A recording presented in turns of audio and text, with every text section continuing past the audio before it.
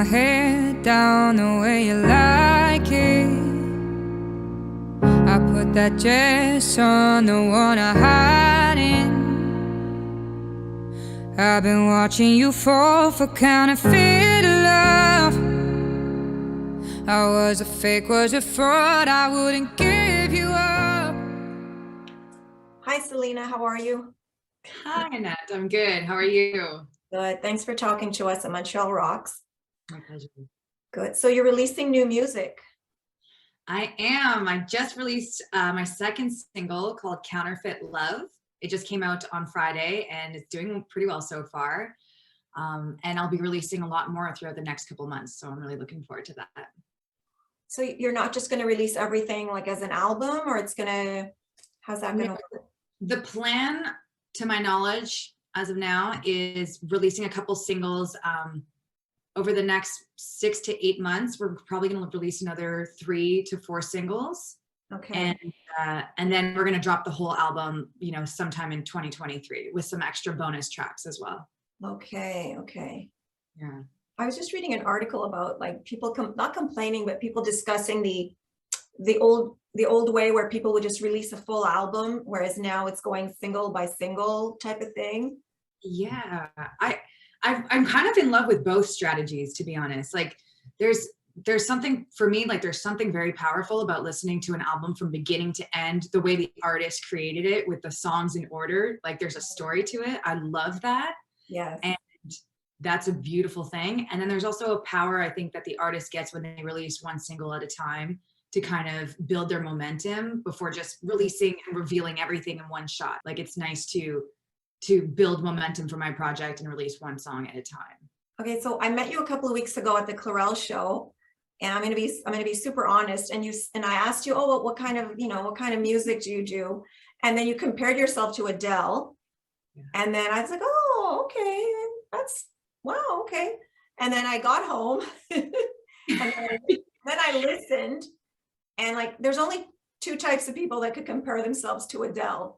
Or like really, really great singers, or really, really delusional people. So, I'm both. No, I'm just kidding. No. Honestly, like I was just like, oh, because that's like that's a big comparison.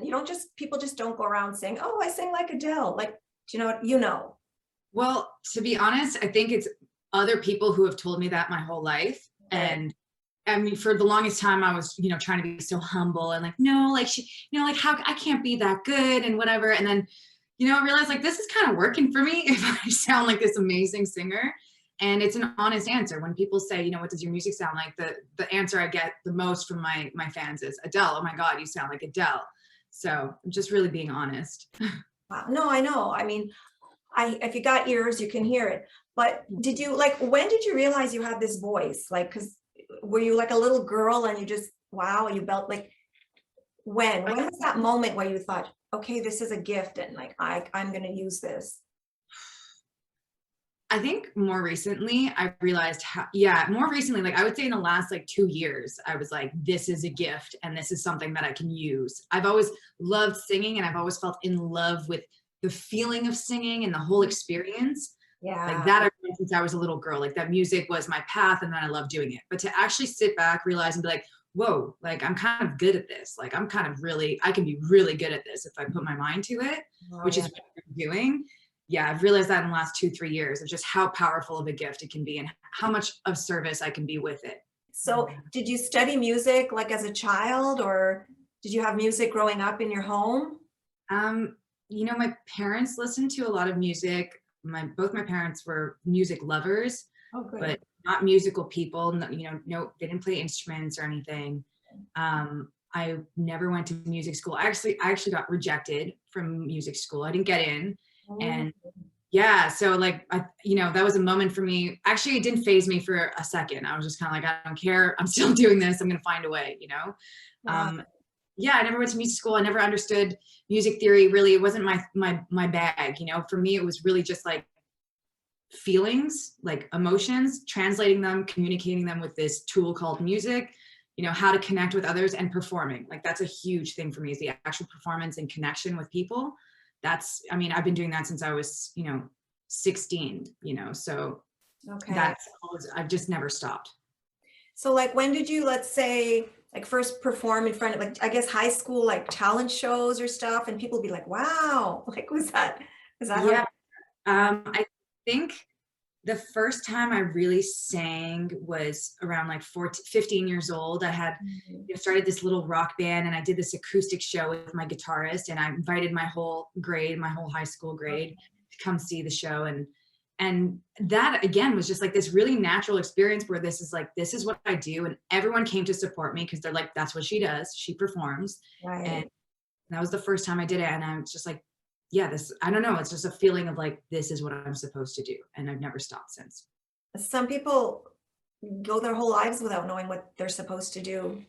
I know 100%. That's another realization I had while making, my album, just like feeling so like privileged to, so grateful and privileged to have the opportunity to have a record label interested in me making my music. They're interested in producing my music to the world, which is, like every kid's dream. And then just the feeling as a, young adult to be like, I have a thing I love that I'm so deeply connected to, that represents me perfectly, that I connect to perfectly. I have this thing. And will it be forever? I mean, I feel yes, but for now, this is what I have. And yes, it's such an advantage in life to feel found. Not just found, but to just to be your authentic self, and to like, not just use your gift, but also, how do I even say it? Like, know who you are, just to know who you are, and be where you're supposed to be in a way. I think for me, it's really having a connection to something higher. Like the music is like, I'm connected. It's my way of connecting to something greater than myself. And I feel like, my whole life I've been looking for that, but I can admit now that it's music. I can admit that this is what I do. This is where I'm the highest version of myself.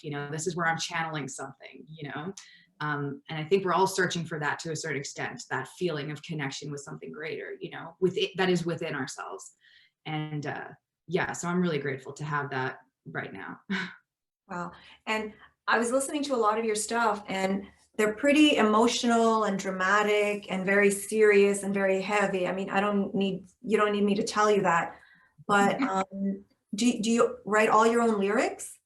So for this album, Ken Presse, who is my producer on the album, he and I wrote all the songs together along with some other songwriters, Luke Sheets, who is in Nashville, and Maya Davies in LA. So, but Ken Presse and myself wrote most of the tunes, and we were the core songwriters of the project. Okay. And and I mean, that's another thing is this, it's like I said earlier, the performing and the singing is what does it for me. And then there's the songwriting, which is the other component, which is like storytelling, which is, it's funny how someone like myself could not do very well in school in terms of writing, creative English or whatever. But when it comes to songwriting, like, put me in a room and I'll do it all day, and it'll just flow out of me. So there's something there. Well, yeah, because your lyrics are well, I don't know you, but they seem very personal, like based on things that have happened to you or people or relationships. Yeah, they all pull from some sort of personal experience. Okay. Like Counterfeit Love, the one that just got released. Yeah. It's like about this moment in my life where I was in this, relationship, and I was this 23 or 24-year-old girl who just was, controlling all the external qualities of myself so that they matched people's desires, so that I could just be what everyone else wanted, specifically this guy that I was seeing. And I mean, I hit this point where I just felt like so empty, like I had put so much effort on the outside and on controlling perceptions that, I mean, I was completely hollow, which is the line I use in the line. It's like, I'm broken, I'm hollow, like that's how I really feel, but I'm hiding behind this costume right now. So yeah, and I try to be as honest as possible when writing lyrics. Like if I can make it as creative, but as honest, that's the goal. When you're your authentic self and you're being truthful, that's when you succeed. Absolutely. But we're afraid of being ourselves most of the time, right? I think being your authentic self is one of the most challenging things you can do on this, in this lifetime, in this experience, is figuring out who that is, first of all, like figuring out how to get there within yourself, and then putting it out there and sticking to it. And I think it's you know, it's ups and downs. It's like, it's never going to be perfect. And it's just continuing to do our best, like in my experience, to do my best to show up authentically every day and take note of when I'm not, you know, and what happened for me to abandon myself, you know. And a lot of the time it comes from this fear of rejection or, you know, disapproval of others that causes me to abandon myself. And it's, I don't know about you, but for me, there's like, I've learned there's no worse feeling. Like I think I'd rather be like physically hurt than abandon myself, you know, emotionally or spiritually. Cause yeah, it just doesn't feel good. It doesn't feel good at all. That's something about creating music for me that I hope I can also like provoke in other women specifically, is to liberate themselves from exactly those kinds of situations. You know, like that is such a powerful story. And I think so many people relate to that. I mean, myself included, like I just said, that's exactly what my song is about, you know? And, but it's that feeling when you're in that relationship and Like, you just like, yeah, like, who am I? And why is it so important to put this person's approval of me above my own? Like, when did I lose that? When did I lose sight of myself? but it happens slowly, like, right, it's little things, right? Yeah. And it's an exhausting process too. Like Yeah. it's exhausting in your life for others, right? You don't, all of your energy is dispensed in pleasing other people. Therefore you have no energy left for yourself. Yeah. Exhausting to, like you just said, all those little comments that add up, all of a sudden you got yourself a list of prerequisites to be in this person's presence, you know? Oh, I better not talk too loud. I better not make stupid jokes. I better not wear something short or tight or revealing, or, oh, I can't say this, or I can't swear, or like, fuck off, you know? The pivotal moment for me was, you know, coming to that realization and then asking myself, okay, why? Like, why do I feel like I need this person's approval? Like, what happened to me, you know? What was the moment where you just, okay, I mean, I don't know whether it's a guy or a girl or whoever it was, but you get where you reach this point where you just look at this individual and you're like, I don't have to be here. Like, why am I here? Right? Do you know what I'm, do you know that moment where you're just like, oh, I can't be here anymore. I'm out. Yeah. So in my case, I was on a trip with this person and I was in a different country and I was alone in the place where we're staying, and he was at work, and I was just like, what the hell am I doing here? Like, I just spent all this money to go on this trip. Like, I bought all these new clothes. I did my hair. I'm trying to be perfect. I'm trying to be the most perfect girl in the world. I'm trying to be skinny, but not too skinny. I'm trying to have my hair long, but not too long. It's got to be blonde, but no roots and all, you know what I mean? I'm doing all, and I'm exhausted. And also I looked in the mirror and I was like, I don't even feel good. I feel like garbage doing this. Like, I don't feel good. I'm not happy. You know, I'm not happy. So I've done everything that I thought would make me happy by changing my hair, losing weight, being the best girl in the world. And I've done it. I thought this would make me happy. This person's approval in the end doesn't mean shit to me, you know? That's when I realized, like, I got to stop doing this. Like, this is a rock bottom for me, you know? Like, this is a spiritual bottom. We're getting all Oprah-ish. Yeah, I love this stuff though. This is like what it's all about, man. I love this stuff. Well, because your song lyrics are like so personal and emotional and, like I said, dramatic. And you know what song I really liked was I wrote down, oh yeah, this was really good. I think a lot of girls are going to relate to the birthday one, birthday candles. And you said painting our faces like we don't feel pain. And it's this whole like Instagram generation of everyone's like posting pictures and everybody looks perfect. Everyone's makeup is done, their eyebrows, like everything is perfect, right?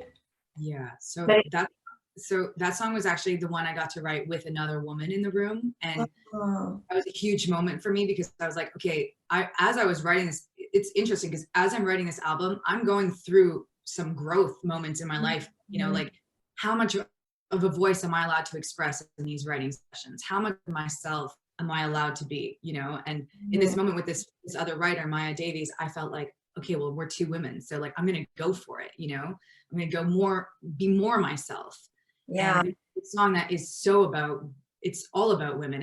It's all about, like, the actual song is about, a friend of mine who was struggling to get sober, and just like how we have to have each other's backs, you know, and like everything we're talking about today as women, we like deny ourselves so much like pleasure in life for others, you know, and we end up just hurting ourselves and and creating these costumes and stuff, like you said, like everything is about how we look and how we portray ourselves to the world. We don't actually feel good inside, you know? Because once again, we're not being our authentic selves. We're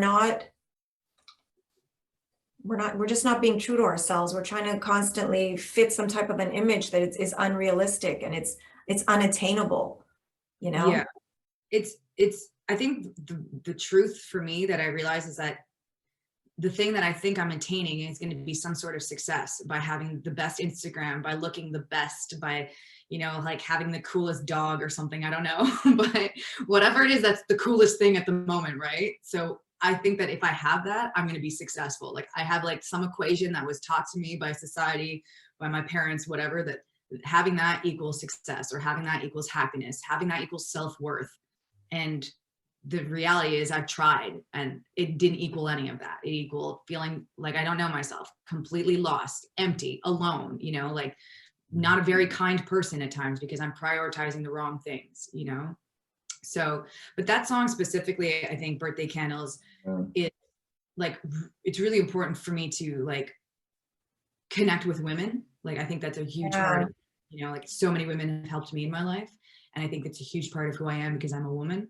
And it's just one of those songs where I'm like, okay, like if you're out there, sister, like I got you, like feel it through the song. Like I got you. I've been where you are. I feel you, girl. So get up. We need more songs like Birthday Candles than we do songs about WAP and booties. And I love those songs.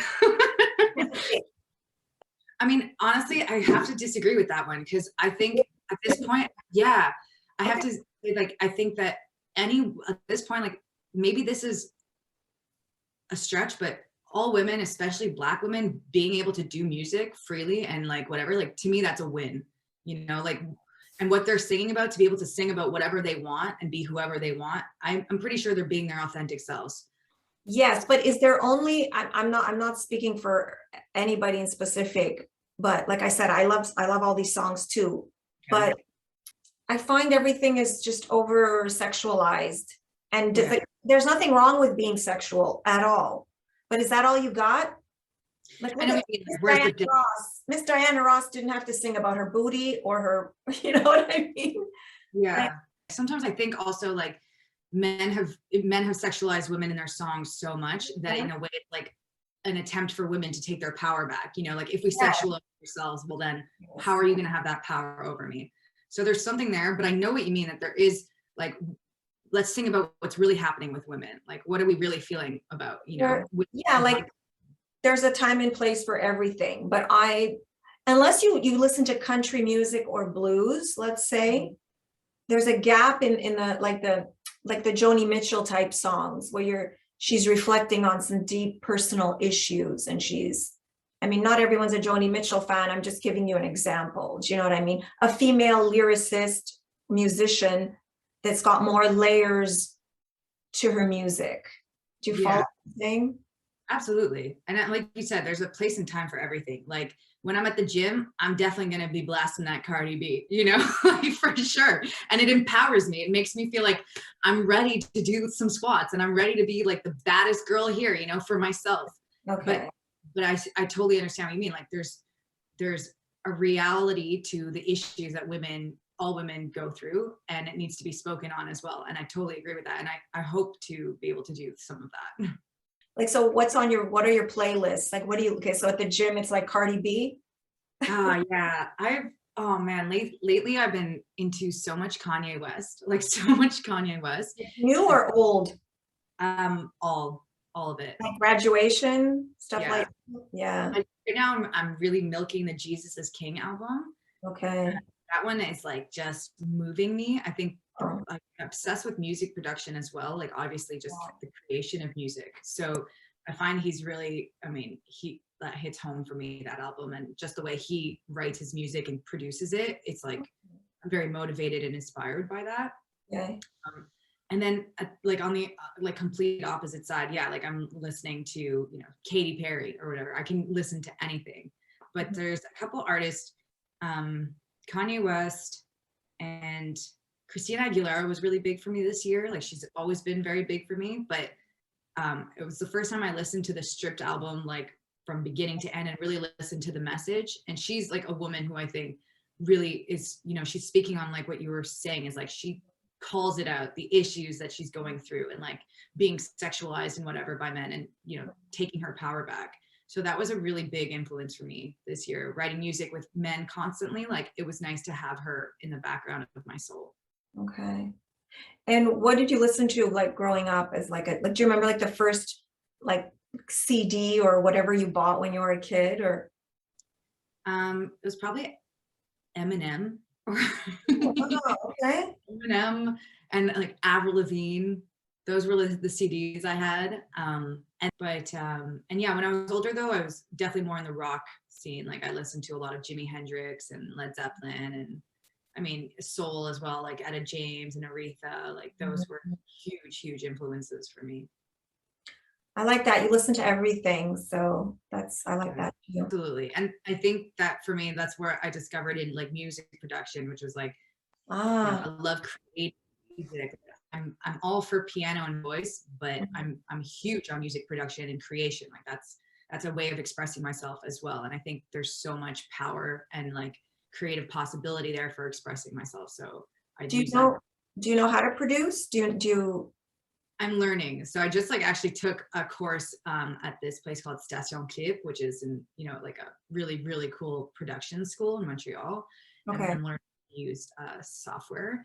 And like that, I think is the goal for the next album or the third one. Like eventually in my life is to be able to like produce it from beginning to end. Most difficult challenges, you know, like I experienced in making this album was knowing a feeling and not having any way how to communicate that through like the terminology of production, like not knowing how to communicate that to my producer. I mean, I'm really lucky he was super receptive, but that was a huge problem. And it's like you said, like having control over my creativity is really important. Absolutely. The like independence, right? Like you get independence from all angles. Yeah, you're Celina. You wrote this song. It's your voice. It's your message, right?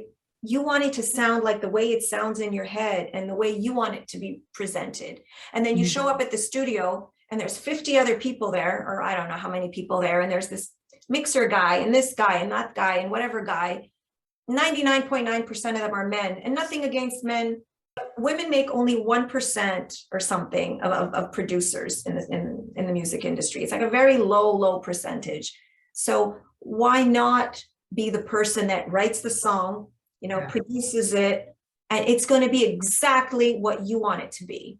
100%. I think the only thing stopping women is, you know, well, stopping myself. I'll speak for myself. The only thing that stopped me was, you know, believing that I can do it, right? Believing that I can go and learn software, because it always starts with that belief, like that's a man's job, or like I can't possibly have a big enough brain to do this thing, this task, this crazy task. And then just putting in the effort, you know, because regardless, it's like I am the age that I am. Sure, I'm starting to do music production at this age compared to the guys who started learning at 13, but who cares? You know, I'm going to go do the best I can. There's no age limit on learning anything. My point is that after a certain age, I started learning a lot of technology because I had no choice. Exactly. Sure. I completely relate. I mean, it's the same, like every generation to a certain extent is going to experience, you know, like I didn't know what TikTok was, and I almost like refused to like even look at it. But I'm like, Celina, you know, grow up. Do you want to have a career, or do you want to be resentful at what you must do to have a career? You know, I was in a rock band and we played this festival, and there was like a pretty big crowd. Like there had to be like at least 500 to 1,000 people, maybe 2,000. What was the name of your band? The Empty Yellers. It was a play on words for like MTL, like Montreal. Okay. Empty kind of thing. So we were an all-girl rock band actually, and that was super powerful. That was a lot of fun, and we did so many shows. I got so much experience doing the rock band thing, like shows every single week, different crowds, like different cities. It was a lot of fun. So what's next now? So you released your single on Friday, one single. Yeah. Why are you laughing? No, I'm just so excited about the single being released. It makes me so happy. So are you going to do any shows anywhere, or like what's can you say? Right now, I can't say exactly. I actually don't have an answer for that. Like, I don't. All I know is that we will be releasing another single during the summer, and I do plan to play some shows in the next 6 months. I don't know when or where yet, but Okay. What's a song that you wish you had written? ooh, oh my God, Donny Hathaway's "A Song for You." I wish I had written that song. That's like the most beautiful song ever. Do you know that song? I do. That is, I can listen to that song for the rest of my life. It's beautiful. It is beautiful. Do you write the lyrics first or the melodies first, or what do you find easier? Because you said you worked with some other people, right? Obviously, yeah, Ken Presse and yeah. So I usually, for me, if I'm the initial songwriter of a song, it'll be like I will have some sort of emotion that comes through me. I go to an instrument and I grab a notepad and I sit down and I just write, a couple lines, like 4 lines. And if that's all that comes out of me that day, but I know it's a strong idea. So it'll be a melody and some lyrics. Lyrics probably don't make sense or, nothing's too clear. And then I bring it to like a songwriting session with others and we'll finish it together. Or sometimes the lyrics, so there are days where I don't even want to sing. I just want to like write like this, like I just want to write the lyrics. I don't even think of it as lyrics. It's just like poetry, right? Like I'm just like writing about something that means something to me. Like this can be a song after. But usually I'm definitely a melody kind of girl. Like it's the melody, the connection I have to actually like this, like the sound and the feeling of singing is quite strong. So when you were a little kid, like, did you sing? Does your mom remember you singing or something? Yeah, I was definitely singing a lot. Like I have this one memory of being in the car with my mom and I was like 8 years old and we were parked outside this place and we had to wait in the car. And I was just like, okay, I'm going to sing, I think it was like Reflections by Christina Aguilera, like the When Will My Reflection Show, that song in Mulan. And I was just like, and I've always had a really loud voice. Like I've always had a very powerful, loud voice. And I remember she's like, okay, yeah, go ahead, sing. And I sang the chorus like 15 times in a row. And I just kept getting louder and louder. And I'm sure it was probably so loud for her, but it's funny because I felt like it was so important to do that, but yeah, so I've always been singing. So she encouraged you then. She didn't tell you like, shut up. Yeah, no. Both my parents were super, super encouraging of my music. Like my father, he, I left school at 18, and I was like, I'm going to go make a rock band. And I want to do that. So you mean you just graduated high school and then that was it? And that was it. I went to like a couple semesters of stage up and I was like failing miserably. And I was like, this is not working. I hate this. Wow. Okay. Yeah. And they were okay with that. They weren't like, no, you're going to school. I mean, like, I don't think they were okay with it, but there was, I think because my father saw my potential as a musician, he was like, okay, like kind of like, I'll give you some trust, like he bought me, guitar, like a amp and stuff. And he let me have band practice at our house and he drove my band. Like he was our tour manager, like he drove us everywhere. Yeah. Anyone who knows anything about my music usually knows my father. Like eventually they meet him down the road because he's like obsessed. But yeah, I mean, at the end of the day, like maybe that did make the difference, to have two parents who like actually support that decision. Yeah. But did you take professional music lessons or like piano lessons or anything? Nothing. Like I've taken one guitar lesson. I've taken a couple of vocal lessons. Nothing. I've just been writing and creating music with as many people as possible and just playing in bars. Like I think that was my musical education. Was after I did my rock band thing, I went to go, do you know the pub Honey Martin on Sherbrooke in NDG? I do, yeah. Clarel used to play there actually. Like that's how Clarel and I know each other. Yeah, and I think Honora too, no? Honora too, exactly. Yeah. So we all kind of started there and it was a residency that we all had. So like we each had a night of the week and we would play every week. And doing that for over a year, like you practice so much. Like even if it's the same songs, I became such a better singer after that, and a better performer and stuff. So that was kind of my education. Like I think of that as like, that was university. That was like your stage, you know, your, what do we call stage in English? Internship. Yeah, exactly. No, for sure. That works. Yeah. I mean, and then there comes a point, like I remember, you know, you do the gigging in bars and stuff, and like you do cover gigs, and like if you're someone like an artist who like wants to make original music, there comes a point where that doesn't satisfy. Like that's really like doing the school thing, you know, but it's not doing the creative thing. And I remember just feeling like, okay, I got to stop doing this, and I gotta like start making my original music again, you know. And so I quit doing the bars and I started working with Ken. And how did you meet Ken? So I met Ken because he was playing. He's from the Franklin Electric, right? Yeah, exactly. Yeah. So he actually was playing bass in a friend's band of mine. Like he was subbing someone, and we had met, we talked. I actually just like ended up getting really like close with his girlfriend. I never really talked to him. And then like years later, a woman put us in contact together. She's like, I think you guys should write together, you know, because I was looking for someone to produce my music, and she recommended him. And then we started writing together, and we just got along really well. And he understands my vision like better than anyone else has so far. So that's great. That's important. It's also like I've spoken to a lot of individual musicians and band members, and you need that connection where that understanding where you just click, and it's a safe space where you can create. So when you find that person, then you're really lucky.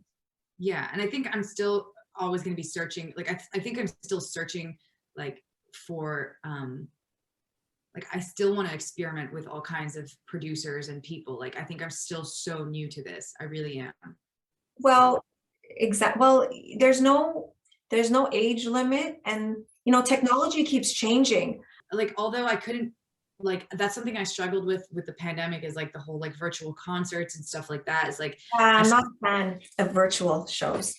Yeah, it's hard to connect, right? Like, it's hard to feel like, I don't know, like going to that Clarel show, it was the first show I had been to in a long time. And I was like, oh yeah, baby, like this is where it's at. Like, but I think that's probably one of the albums that like changed my life, was The Miseducation of Lauryn Hill. Like, and then seeing like all the production credits go to her and everything, I was like, no, like, I was like, oh my God. I remember when it first came out, in the 90s, you weren't even born yet. I remember it was the olden days, going to the record store and purchasing that CD and playing it continuous, like nonstop.